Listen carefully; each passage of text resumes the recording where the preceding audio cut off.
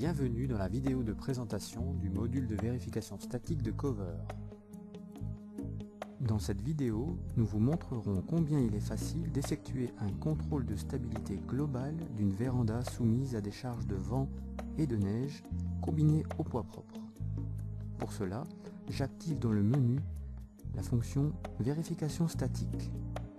Je sélectionne ensuite la région dans laquelle va être réalisée la véranda, l'altitude ainsi que l'exposition au vent.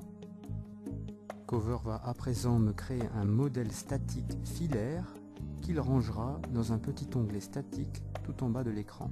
À tout moment, vous pouvez basculer du mode conception au mode statique, reprenant les hypothèses de calcul ainsi que les options d'affichage. Vous pouvez voir la flèche sur la gauche représentant l'orientation du vent. J'impose ici un vent de face. Modifions à présent le critère de sécurité des flèches des profils. Mon fournisseur me recommande une longueur divisée par 300. Vous pouvez le constater au centre de l'écran, l'ensemble des données statiques du problème a entièrement été configuré par Cover. Les petites pyramides noires représentent par exemple les ancrages rotulés au monde extérieur. Les petites sections au milieu de chaque barre représentent les profilés intervenant dans la résistance statique pour lesquels Cover a calculé automatiquement les inerties de flexion et de torsion. Je peux bien évidemment modifier ces paramètres avant de lancer le calcul.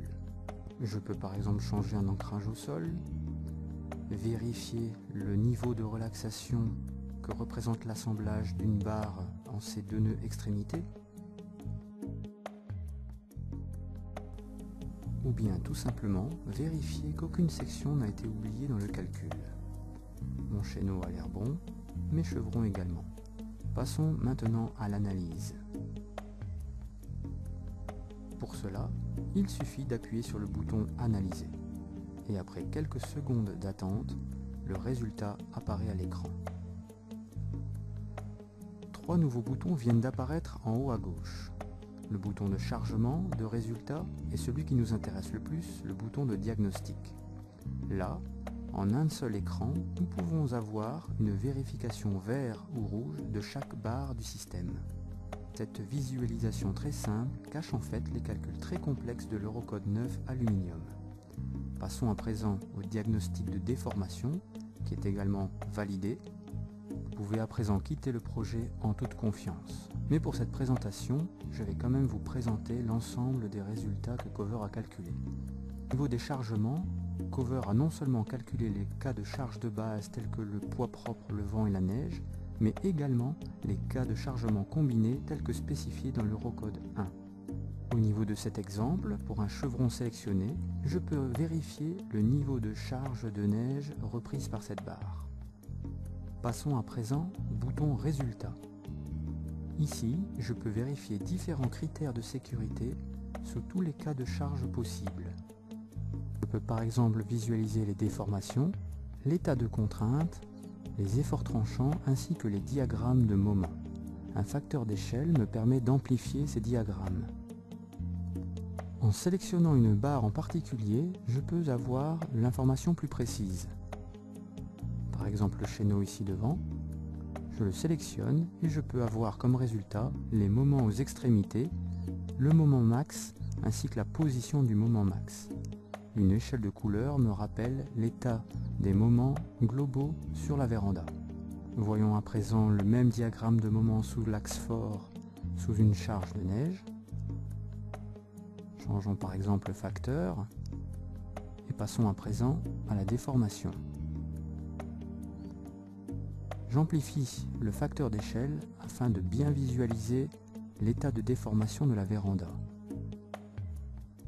Je rappelle qu'il s'agit là bien d'une visualisation exagérée puisque le maximum en rouge ne correspond qu'à 5 mm. Je peux également changer l'état de chargement et je passe par exemple ici à une combinaison de charges, poids propre, vent, neige et charges d'exploitation. Quittons à présent le projet et générons les documents.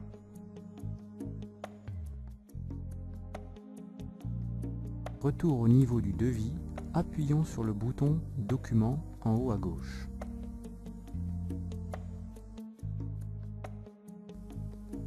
Cliquons sur la case à cocher Note de calcul statique et générons les documents.